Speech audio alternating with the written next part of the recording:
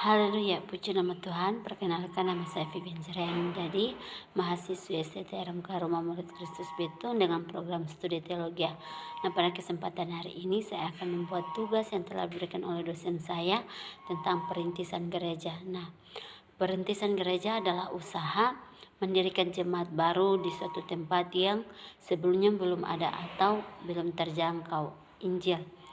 Sedangkan pengertian perintisan gereja fokusnya bukan hanya membangun gedung, tetapi dengan tujuan menjangkau orang-orang yang belum percaya kepada Yesus, membentuk komunitas iman yang hidup dan kemudian berkembang untuk kembali melahirkan jemaat-jemaat baru. Sedangkan kalau kita lihat definisi teolog, menurut David, perintisan gereja adalah pekerjaan utama misi Kristen yang berfokus pada pendirian jemaat-jemaat baru yang bertumbuh menjadi gereja mandiri, mampu mengatur dirinya sendiri, menopang dirinya sendiri, dan memperluas diri dengan melahirkan jemaat-jemaat baru. Sedangkan menurut John Stott, gereja baru adalah hasil dari pemberitaan Injil, tempat orang percaya berkumpul, bahkan belajar firman, bersekutu, dan dipersiapkan untuk pelayanan. Maka perintisan gereja adalah langkah logis dan alkitabiah dari penginjilan yang berhasil. Sedangkan menurut Charles Van Egen, teolog misi, perintisan gereja adalah pekerjaan utama misi Kristen yang berfokus pada pendirian jemaat-jemaat baru yang bertumbuh menjadi gereja mandiri, mampu mengatur dirinya sendiri, menopang dirinya sendiri, dan memperluas diri dengan melahirkan jemaat-jemaat baru. Sedangkan menurut Ed Stetzer dan Daniel, perintisan gereja adalah menambah benih Injil dan menanam benih Injil dan membentuk komunitas yang hidup berdasarkan Injil, yang berkembang menjadi gereja yang berfungsi penuh. Menurut Peter Wagner, perintisan gereja adalah cara paling efektif untuk melaksanakan amanat agung. Dan menurut Charing Out Kenne Wilson, proses yang disengajakan untuk memulai dan mengembangkan jemaat baru yang kontekstual, reproduktif, dan misioner.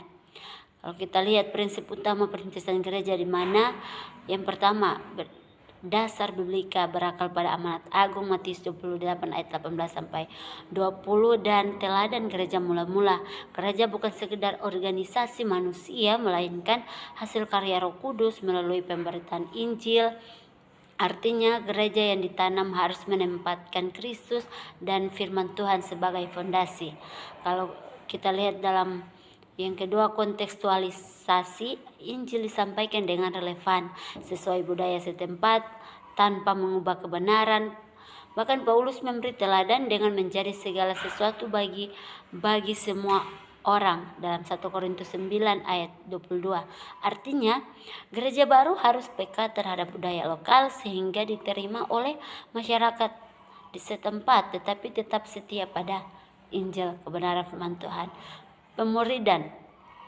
Pemuridan menumbuhkan iman anggota jemaat secara mendalam terdapat dalam Matius 28 ayat 20. Perintisan gereja tidak berhenti pada pertobatan saja, tetapi berlanjut pada pemuridan yang mendewasakan iman jemaat. Tanpa pemuridan, gereja hanya bertumbuh secara langka, bukan kedewasaan rohani. Artinya gereja baru harus menjadi tempat pembentukan murid Kristus yang taat, bukan sekedar pengumpulan anggota. Nah, kepemimpinan lokal, melatih pemimpin setempat agar gereja mandiri, terdapat dalam Kisah Para Rasul 14 ayat 23, bahkan Titus 1 ayat 5. Artinya, gereja baru tidak boleh bergantung selamanya pada misionaris luar, tetapi harus mandiri melalui pemimpin yang lahir dari jemaat sendiri. Mandiri dan berkelanjutan, prinsip misi modern. Nah, gereja memimpin sendiri, mendukung sendiri, dan berkembang sendiri. Artinya gereja baru tidak hanya berdiri tanpa harus berjalan menopang dirinya sendiri, bahkan menanam gereja baru lagi. Nah, reproduksi gereja baru melahirkan gereja baru lainnya. Paulus menanam gereja di kota-kota strategis. Lalu dari situ Injil menyebar ke daerah sekitarnya. Dalam 1 Tesalonika 1 ayat 8 artinya tujuan perintisan bukan hanya membangun suatu jemaat, tetapi menciptakan gerakan penumbuhan dan multiplikasi tergantungan pada Roh Kudus. Nah, perintisan gereja bukan hanya strategi manusiawi, tetapi pekerjaan Roh Kudus, di mana dalam Kisah Para Rasul 13 ayat 2 sampai 4, Kisah 16 ayat 6 sampai 10, tanpa kuasa Roh Kudus gereja tidak bisa berdiri sendiri secara organisasi, tetapi tidak hidup secara rohani. Bisa berdiri sendiri secara organisasi tetapi tidak hidup secara rohani. Artinya doa, kuasa Roh Kudus dan penyertaan Allah adalah inti dari keberhasilan perintisan. Nah, dari ketujuh prinsip utama perintisan gereja ini semuanya berakar pada Alkitab, kontekstual dengan budaya, dan berfokus pada pemuridan, mengembangkan pemimpin lokal, mandiri dan berkelanjutan. Reproduksi menanam gereja baru lagi bergantung pada kuasa Roh Kudus. Nah, kalau kita lihat sejarah singkat perintisan gereja, masa perjanjian baru, Yesus mengutus murid-muridnya memberitakan Injil. Matius 28 ayat 19 sampai 20, Kisah 1 ayat 8, di mana gereja Yerusalem menjadi pusat pengutusan misionaris. Rasul Paulus memulai gereja-gereja baru di kota-kota strategis, Efesus, Korintus, Filipi, dengan model misi perkotaan dan pembinaan pemimpin lokal. Abad awal kekristenan 1 sampai 4 Masehi. Pertumbuhan gereja terjadi lewat penginjilan pribadi, kesaksian hidup, bahkan jaringan keluarga. Tidak ada gedung khusus pada awalnya. Jemaat berkumpul di rumah-rumah. Abad pertengahan abad 4 sampai 15. Tahun 313 misi Eropa Timur dan Afrika, gereja mulai mendirikan biara-biara sebagai pusat penginjilan. Masa reformasi abad 16 sampai 17. Fokus kembali pada pengajaran firman dan keterlibatan jemaat lokal. Perintisan gereja mengikuti teologi reformasi dan misi Protestan, mulai mengirim misionaris ke luar Eropa. Martin Luther, John Calvin, dan reformator lain menekankan kembali bahwa Injil yang murni. Gereja Protestan lahir membuka jalan bagi perintisan gereja yang lebih luas. Masa misi modern abad 18 sampai 19. William Carey dan tokoh-tokoh misi modern menekankan pembentukan jemaat lokal yang mandiri. Abad 20 sampai 21 kontemporer muncul model perintisan gereja kontekstual, gereja sel, gereja rumah, gereja multisitus, penggunaan media sosial, media digital dan jaringan misi global mempermudah penyebaran Injil dan pembentukan jemaat.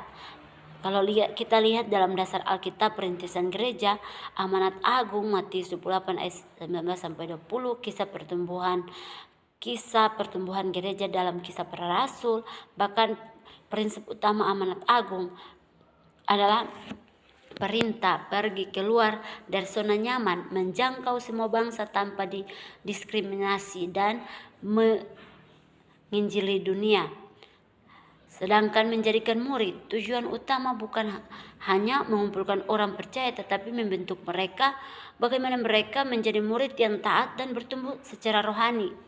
Nah, baptisan sebagai tanda kesetiaan kepada Kristus dan masuk dalam komunitas orang percaya. Dan kalau kita lihat pengajaran, bagaimana murid-murid diajarkan untuk hidup sesuai dengan ajaran Kristus, bukan sekedar menerima Injil saja dari Tuhan, tetapi menerima Injil secara dangkal. Janji penyertaan, di mana Yesus berjanji Yesus akan menyertai umatnya dengan kuasa Roh Kudus sampai akhir zaman.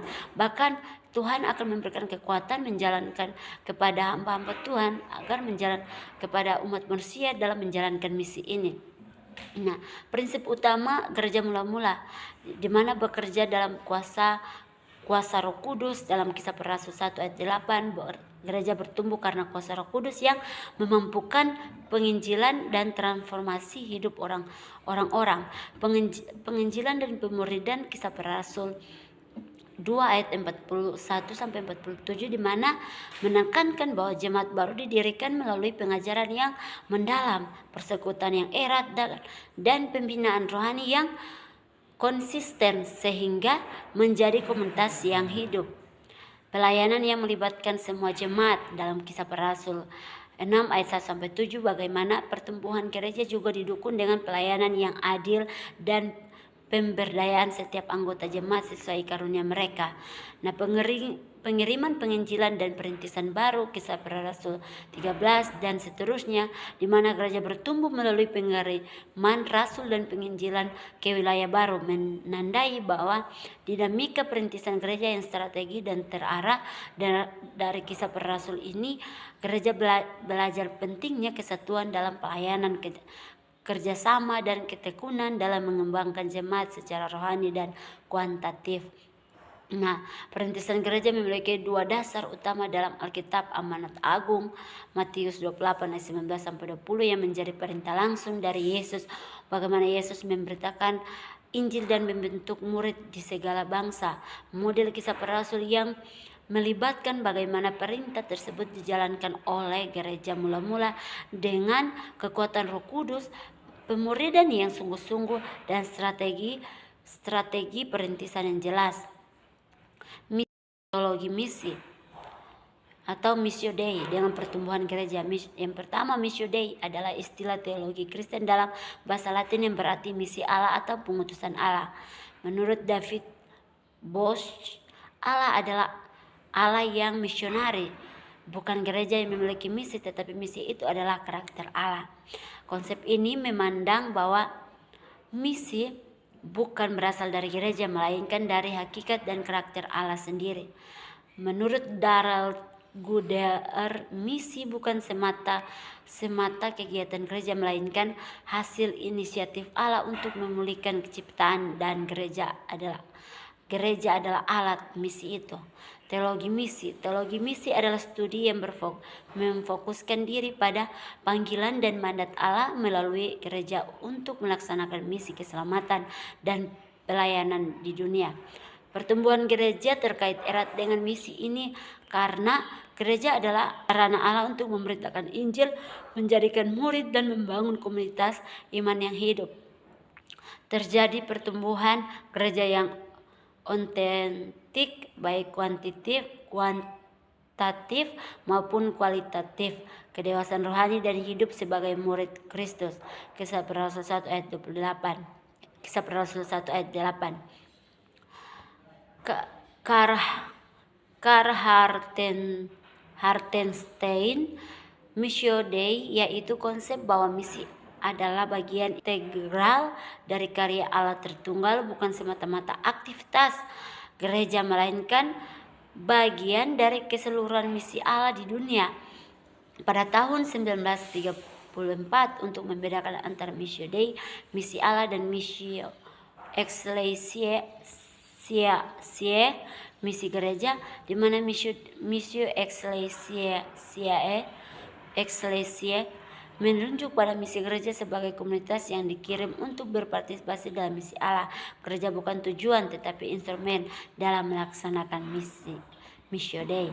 Tujuan dimensi pertumbuhan gereja: yang pertama, ibadah kepada Allah, pelayanan dalam persekutuan, konseptualisasi Alkitab dalam kehidupan jemaat, bahkan penginjilan kepada berbagai kelompok masyarakat, menyesuaikan diri dengan kebutuhan lingkungan, memperkenalkan gaya hidup Kristiani, bahkan proklamasi Injil ke seluruh dunia. Misi dan pertumbuhan gereja. Yang pertama, misi sebagai motor pertumbuhan gereja. Misi bukan hanya penginjilan, tetapi juga memuridkan, pengajaran, dan pembentukan rohani. Aktivitas misi harus melibatkan jemaat secara menyeluruh agar terjadi pertumbuhan masif. Tantangan pertumbuhan gereja modern yang sering stagnan dan lebih banyak akibat perpindahan daripada penambahan orang baru yang percaya. Perlunya strategi misi yang kuat dan pendayagunaan kuasa Roh Kudus dalam pelayanan. Implementasi misi di gereja lokal, membentuk tim khusus penginjilan dan pelayanan misi, melibatkan jemaat dalam program Missio Mandate, menggunakan pendekatan kontekstual sesuai kultur dan kebutuhan setempat. Gembala sidang sebagai pemimpin utama dalam pekerjaan misi dan pertumbuhan gereja. Relevansi Missio Dei dengan perintisan dan pertumbuhan gereja. Perintisan gereja dan pertumbuhan gereja harus dilihat sebagai bagian dari partisipasi manusia dalam misi Allah yang sudah ada dan berlangsung terus-menerus. Gereja bukanlah inisiator misi, melainkan alat atau sarana Allah untuk melanjutkan misi tersebut secara kontekstual sesuai dengan kebutuhan budaya dan zaman. Gereja sebagai agennya. Strategi perintisan gereja. Perintisan gereja adalah bagian dari misi Allah, Missio Dei, yang dikerjakan melalui gerejanya di dunia. Matius 28 ayat 18-20. Tanpa gereja lokal hidup lokal yang hidup dan bertumbuh, pelayanan penginjilan hanya bersifat sementara. Gereja adalah basis pembinaan, pengutusan, dan transformasi. Karena itu strategi yang tepat perlu dirancang agar perintisan berjalan sesuai dengan kehendak Allah. Tahapan strategi perintisan gereja. Yang pertama, persiapan, panggilan dan visi. Menyadari bahwa perintisan lahir dari panggilan Allah. Penelitian lapangan, memahami kondisi sosial, budaya, ekonomi, bahkan agama di wilayah yang ingin ditarget. Pembentukan tim, memilih tim yang memiliki kerohanian matang, keterampilan, pelayanan, dan komitmen tinggi. Bahkan strategi pendukung, mempersiapkan dana, jaringan doa, dan serta mitra gereja Indo. Penginjilan awal, membangun relasi kehadiran yang ramah, membantu masyarakat membangun kepercayaan, kesaksian hidup, menjadi teladan dalam pekerjaan, etika dan kasih. Penginjilan kontekstual, menggunakan pendekatan pribadi, kelompok kecil, pelayanan sosial, atau media. Pembentukan komunitas di mana kelompok kecil, doa, ibadah sederhana, dan pemurnian intensif. Kebangkitan rumah tangga, membangun keintiman iman, pertumbuhan iman, pembinaan Alkitab, pengajaran dasar iman Kristen atau sakramen. Pendirian gereja lokal, struktur jemaat, membentuk kepemimpinan lokal, bahkan ibadah publik, menetapkan tempat ibadah tetap, memperkenalkan identitas gereja, pendidikan rohani, sekolah minggu, kelompok pemuridan, pengembangan pelayanan musik, pelayanan sosial, pemberdayaan ekonomi jemaat, penguatan dan multiplikasi kehadiran jemaat baru, belajar mandiri secara keuangan, kepemimpinan dan pelayanan. Keterlibatan dalam misi gereja baru juga dipanggil merintis gereja baru, jaringan gereja bergabung dengan organisasi persekutuan antara gereja atau asosiasi misi. Strategi kontekstual, wilayah perkotaan fokus pada pelayanan komunitas, kaum muda, pekerjaan, dan isu sosial. Wilayah pedesaan mengutamakan pendekatan keluarga, adat, dan kebutuhan ekonomi. Wilayah multikultural mengembangkan pelayanan lintas suku, bahasa, dan denominasi. Wilayah tertutup atau resisten menggunakan strategi pelayanan kasih dan jaringan pribadi. Hambatan umum dalam perintisan, mana perlawanan budaya agama lokal, kurangnya sumber daya finansial, tenaga, kelelahan tim perintis, kurangnya pemimpin lokal, kurang pendukung gereja induk. Untuk itu, strategi perintisan gereja tidak boleh dipandang hanya sebagai teknik, melainkan sebagai karya Roh Kudus yang menggerakkan gereja untuk hadir, melayani, dan bertumbuh. Strategi hanyalah alat yang terutama adalah kesetiaan pada panggilan Allah dan ketaatan pimpinannya. Perencanaan gereja baru. Perencanaan gereja baru suatu proses yang sangat penting dalam pelayanan misi dan pengembangan tubuh Kristus. Gereja tidak boleh hadir secara kebetulan atau tanpa arah yang jelas, melainkan harus melalui perencanaan yang matang berdasarkan doa, firman Tuhan, serta pemahaman terhadap konteks masyarakat yang dilayani. 4 komponen aspek strategi utama. Yang pertama visi, yang kedua misi, 3 tujuan dan rencana kerja. Visi gereja baru adalah gambaran masa depan yang ingin dicapai, suatu impian rohani yang Allah tanamkan dalam hati pemimpin dan jemaat mengenai apa yang dikerjakannya melalui gereja tersebut. Visi itu memberi arah, memberi motivasi, memberi identitas bagi sebuah gereja. Tanpa visi, jemaat akan berjalan tanpa arah, terjebak pada rutinitas, kehilangan semangat untuk bertumbuh. Bahkan sumber visi gereja baru tidak boleh lahir dari ambisi pribadi sendiri, melainkan doa dan penyediaan firman Tuhan sehingga sejalan dengan amanat agung Matius 28 ayat 19-20. Penyelidikan konteks sosial budaya tempat gereja akan didirikan sehingga visi yang dirumuskan benar-benar menjawab kebutuhan masyarakat. Pernyataan Roh Kudus dalam kehidupan hamba Tuhan dan jemaat yang terlibat. Misi gereja baru. Misi adalah langkah konkret yang menjelas bagaimana visi diwujudkan dalam kehidupan nyata. Jika visi berbicara tentang arah dan gambaran besar, maka misi berbicara tentang strategi dan jalan yang ditempuh untuk sampai ke sana. Dasar misi gereja baru. Amanat agung Matius 28 ayat 19-20, bagaimana memuridkan segala bangsa. Perintah kasih Matius 22 ayat 37-39, mengasihi Allah dengan sesama. Panggilan menjadi terang dunia Matius 5 ayat 13-16, memberi pengaruh positif bagi masyarakat. Tujuan gereja baru. Tujuan adalah hasil yang ingin dicapai secara spesifik dan terukur dalam kurun waktu tertentu. Tujuan lebih praktis dibandingkan visi dan misi dengan menjabarkan langkah-langkah yang dapat dinilai keberhasilannya. Kriteria tujuan yang baik, spesifik, jelas dan tidak abstrak, terukur, ada indikator keberhasilan, realistis sesuai dengan kapasitas jemaat dan sumber daya, berorientasi pada pertumbuhan, mencakup kuantitas dan kualitas waktu tertentu dan dicapai dalam jangka pendek, menengah dan panjang. Rencana kerja gereja baru. Rencana kerja gereja baru strategi praktis yang dituangkan dalam program tahunan dan kegiatan rutin jemaat. Ini merupakan implementasi nyata dari visi misi dan tujuan yang sudah ditetapkan.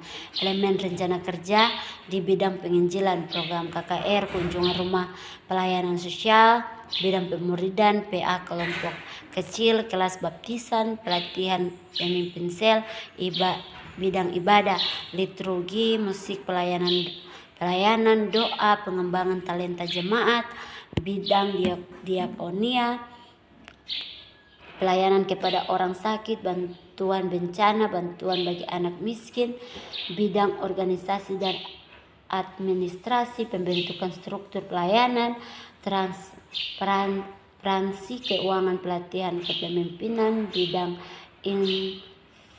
infrastruktur, penyediaan tempat ibadah, sarana teknologi, dan fasilitas pendukung. Prinsip dalam menyusun rencana kerja: fleksibilitas, terbuka untuk evaluasi dan pertumbuhan sesuai tuntunan Roh Kudus, kontekstual sesuai dengan budaya dan kebutuhan masyarakat lokal, partisipatif, melibatkan seluruh jemaat, bukan hanya pemimpin, berkelanjutan, tidak sekedar proyek jangka pendek, tetapi program yang terus dikembangkan. Visi memberikan arah, misi memberikan kerangka kerja, tujuan memberikan target yang terukur, dan rencana kerja menuntut jemaat dalam langkah-langkah praktis. Pemuridan dan pembentukan jemaat, pendampingan rohani dan pelatihan jemaat. Pemuridan merupakan inti dari amanat agung Yesus Kristus. Gereja tidak hanya dipanggil untuk mengumpulkan orang dalam ibadah, tetapi untuk menghasilkan murid-murid yang setia, bertumbuh dan sanggup melayani. Tanpa pemuridan yang baik, gereja hanya akan menjadi sekedar organisasi keagamaan, bukan tubuh Kristus yang hidup. Pengertian pemuridan adalah proses membimbing seorang percaya agar semakin serupa dengan Kristus, baik dalam karakter, pemikiran, maupun perbuatan. Pemuridan bukan hanya soal pengetahuan Alkitab, tetapi transformasi hidup. Dasar Alkitab pemuridan, Matius 28 ayat 19-20, jadikan semua bangsa murid Kristus. 2 Timotius 2 ayat 2, Paulus menekankan kesinambungan pemuridan. Apa yang diterima Timotius harus diteruskan kepada orang lain yang setia. Efesus 4 ayat 11-12, pemimpin rohani dipanggil untuk memperlengkapi orang-orang kudus bagi pekerjaan pelayanan. Prinsip pemuridan relasional. Pemuridan terjadi dalam hubungan pribadi yang dekat, progresif. Ada tahapan pertumbuhan dari bayi rohani sampai dewasa rohani holistik, mencakup pembentukan iman, karakter, keterampilan, dan gaya hidup. Reproduktif, murid yang sudah dewasa harus menghasilkan murid baru. Pembentukan jemaat melalui pendampingan rohani. Pentingnya pendampingan rohani. Pendampingan rohani adalah usaha mendampingi jemaat dalam perjalanan imannya, bahkan memberi arah, motivasi, serta penguatan arah mereka bertumbuh. Pendampingan rohani, kunjungan pribadi, doa bersama, percakapan iman, mendengar pergumulan jemaat, kelompok kecil, sarana berbagi hidup, belajar Alkitab, dan saling meneguhkan. Konseling pastoral, menolong jemaat menghadapi krisis kehidupan dari perspektif firman Tuhan. Pembimbingan doa dan rohani, melatih jemaat dalam disiplin rohani seperti doa, puasa, renungan pribadi. Hasil pendampingan rohani, jemaat memiliki fondasi yang kuat.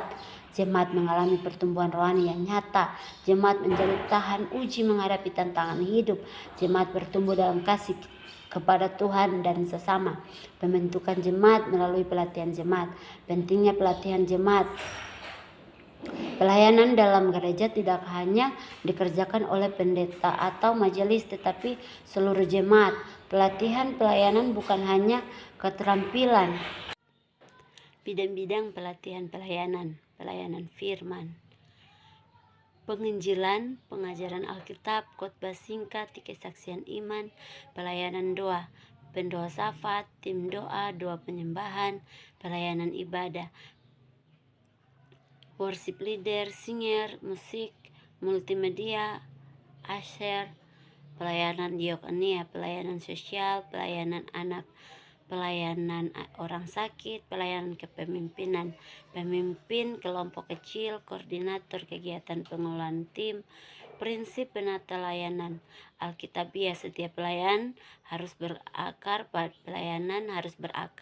pada firman Tuhan. Praktis, pelatihan harus disertai praktis pelayanan langsung. Kontekstual, sesuai kebutuhan jemaat dan lingkungan pelayanan,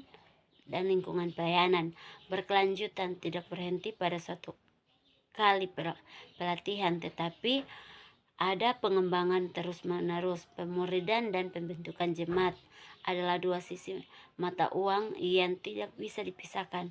Jemaat yang dimurnikan dengan baik akan bertumbuh kuat dalam iman dan siap melayani. Pendampingan rohani menolong jemaat untuk tidak berjalan sendiri, sementara pelayanan memastikan bahwa setiap orang dapat berfungsi sesuai karunia yang Tuhan berikan. Dengan demikian, gereja bukan hanya menjadi tempat berkumpul, melainkan sebuah komunitas yang hidup, bergerak, dan menggenapi amanat agung. Kepemimpinan dalam gereja baru. Kepemimpinan dalam gereja dalam menentukan arah pertumbuhan dan keberlanjutan pelayanan. Kepemimpinan dalam gereja berbeda dengan kepemimpinan dunia. Dasar Alkitab kepemimpinan gereja. Yang pertama, Yesus Kristus sebagai pemimpin tertinggi. Yesus adalah kepala gereja, Efesus 5:23. Semua kepemimpinan di dalam gereja harus tunduk pada otoritas Kristus. Yesus menampilkan gaya kepemimpinan hamba. Ia membasuh kaki murid-muridnya sebagai teladan kerendahan hati. Yohanes 13 ayat 14 sampai 15. Roh Kudus sebagai penuntun kepemimpinan. Kisah para Rasul menunjukkan bahwa kisah para Rasul mengambil keputusan atau para rasul mengambil keputusan penting bimbingan Roh Kudus. Kisah para Rasul 3 ayat 2, 15 ayat 28. Pemimpin gereja baru tidak hanya bergantung pada strategi manusia, tetapi pada pemimpin Roh Kudus. Pimpinan Roh Kudus. Gembala. Paulus menekankan bahwa pemimpin gereja dipanggil untuk mengembangkan jemaat Allah. Kisah para Rasul 20 ayat 8. Gaya kepemimpinan gembala menekankan pengorbanan, pemeliharaan, perlindungan, dan pemberian arah.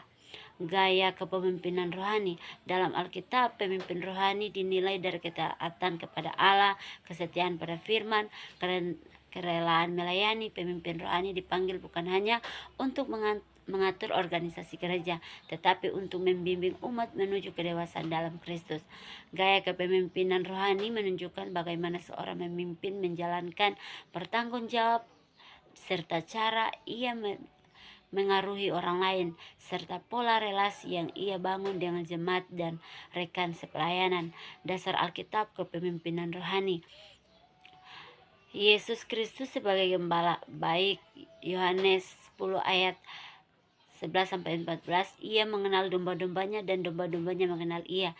Ia rela mengorbankan nyawa demi kawanan domba, menjadi teladan kepemimpinan berbasis kasih dan pengorbanan. Yesus sebagai hamba. Markus 10 ayat 45.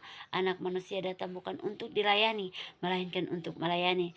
Kepemimpinan rohani berarti rela merendahkan diri dan mengutamakan orang lain. Paulus sebagai teladan. 1 Korintus 11 ayat 1. Jadilah pengikutku sama seperti aku juga menjadi pengikut Kristus. Pemimpin rohani harus hidup dalam integritas sehingga bisa diteladani jemaat. Karakter dasar gaya kepemimpinan rohani. Kepemimpinan yang berorientasi pada Allah. Segala keputusan dan arah pelayanan dicari melalui doa dan ketaatan pada firman, tidak menuruti ambisi pribadi tetapi kehendak Allah. Kepemimpinan yang melayani, memperhatikan relevan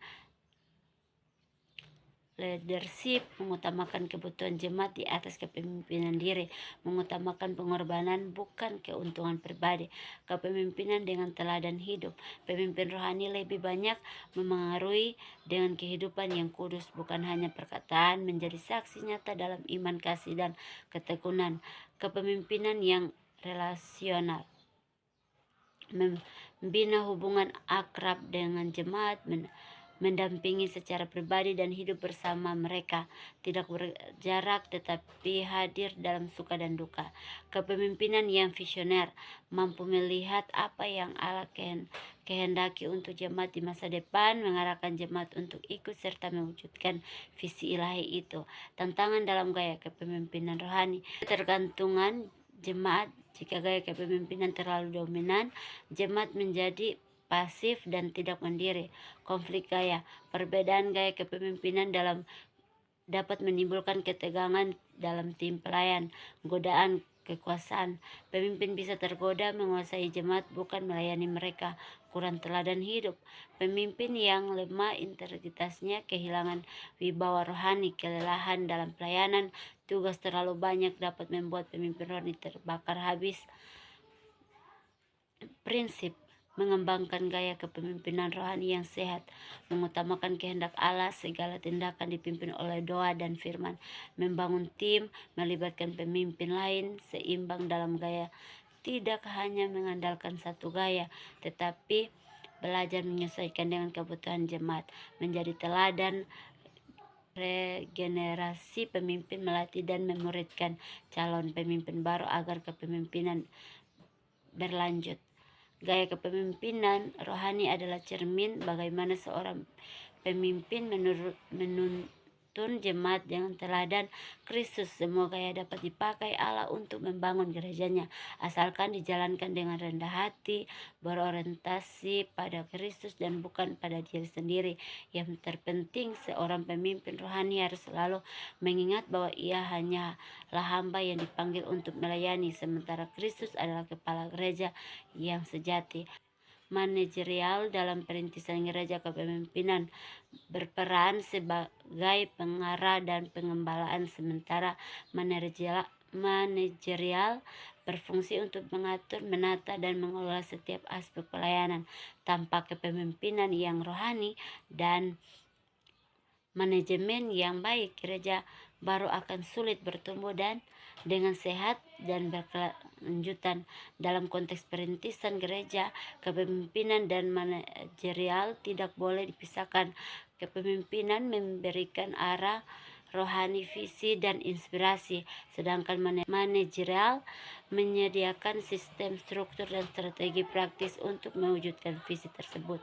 Pentingnya manajerial dalam perintisan gereja, pengelolaan visi dan misi, menjabarkan visi dan misi ke dalam program kerja yang nyata, menetapkan tujuan jangka pendek, menengah, dan panjang. Pengelolaan sumber daya, mengatur keuangan secara transparan dan akuntabel, mengelola fasilitas ibadah, sarana pelayanan, dan aset gereja, mengembangkan potensi jemaat sebagai sumber daya manusia utama.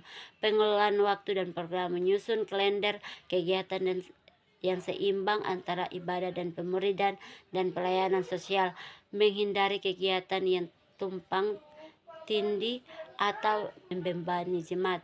Pengelolaan struktur organisasi, membentuk kepemimpinan sederhana tetapi efektif. Pendeta, gembala, penatua, diaken, dan koordinator pelayanan menetapkan alur komunikasi dan tanggung jawab agar pelayanan berjalan lancar.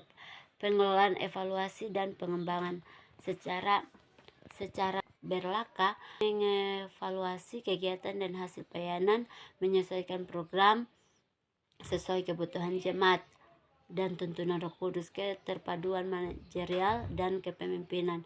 Kepemimpinan memberi arah, manajerial memberi jalan. Visi tanpa manajemen hanya menjadi impian.